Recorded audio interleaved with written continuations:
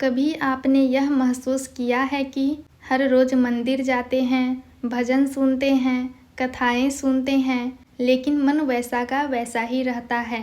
अगर ऐसा है तो आज का सत्संग आपके लिए है, क्योंकि आज हम बात करेंगे सच्चे सत्संग की।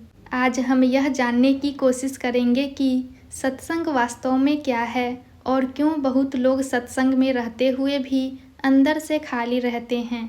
भाइयों और बहनों, आप सभी का स्वागत है। आप देख और सुन रहे हैं पवित्र पथ, जहां हम बात करते हैं आडंबर की नहीं बल्कि आत्मा की शुद्धि की। बहुत समय पहले की बात है। एक गांव में एक व्यक्ति रहता था। उसका नाम था हरिदास। हरिदास रोज सत्संग में जाता था। कभी वह कथा सुनता, कभी भजन करता, कभी साधु संतों के चरणों में बैठता।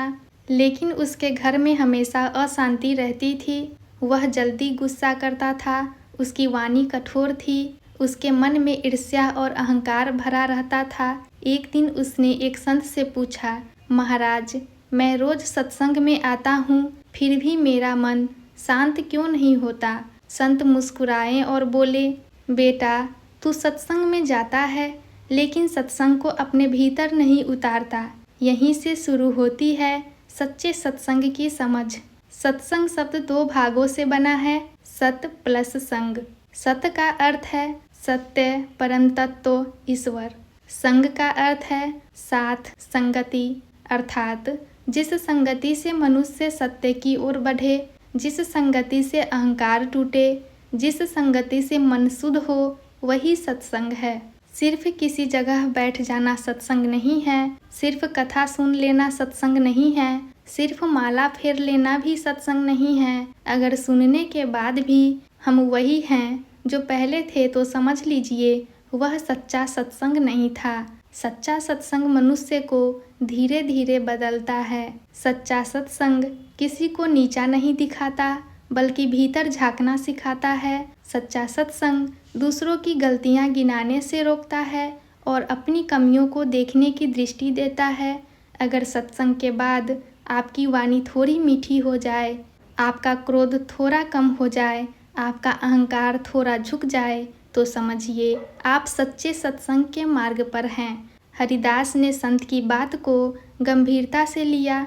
अब वह सत्संग में जाकर सिर्फ सुनता नहीं था, बल्कि सोचता भी था। जब कथा में कहा जाता क्रोध छोड़ो, तो वह अपने क्रोध को याद करता। जब कहा जाता अहंकार त्यागो, तो वह अपने भीतर झांकता। धीरे धीरे उसकी वाणी बदलने लगी, उसका व्यवहार बदलने लगा, उसका परिवार शांत होने लगा। लोग पूछने लगे, हरिदास, तुम बदल कैसे गए? वह बस इतना कहता, मैं अब सत्संग में नहीं जाता, सत्संग को जीता हूँ। सच्चे सत्संग की कुछ पहचान होती है। वह अहंकार को तोड़ता है, वह मन को शांत करता है, वह दूसरों को दोष देने से रोकता है, वह सेवा की भावना जागता है, वह दिखावे से दूर करता है। अगर सत्संग के बाद आप स्वयं को श्रेष्ठ समझने लगे, तो वह सत्संग नहीं, अहंकार का पोषण है।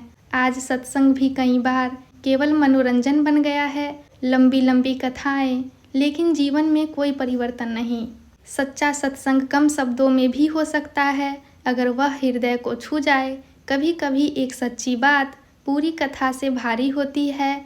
सच्चा सत्संग तब पूरा होता है जब हम उसे जीवन में उतारते हैं। घर में, कार्यालय में, समाज में, हर जगह सत्संग का अभ्यास होना चाहिए। अगर हम मंदिर में शांत हैं, लेकिन घर में क्रोधित हैं, तो सत्संग अधूरा है। एक दिन वही संत हरिदास के घर आए। उन्होंने देखा घर में शांति है, वाणी में मधुरता है, आंखों में विनम्रता है। संत ने कहा, अब तू सच्चे सत्संग में है। हरिदास बोला, महाराज, अब मैं सत्संग सुनता नहीं, सत्संग बन गया हूँ। सच्चा सत्संग कान से शुरू होकर हृदय में उतरता है और कर्मों में दिखाई देता है। अगर हमारा जीवन थोड़ा भी उजाला हो रहा है, तो समझिए सत्संग सफल हो रहा है। आप जुड़े रहिए पवित्र पथ के साथ, जहाँ सत्संग सुनने के लिए नहीं, जीने के लिए होता है। धन्यवाद।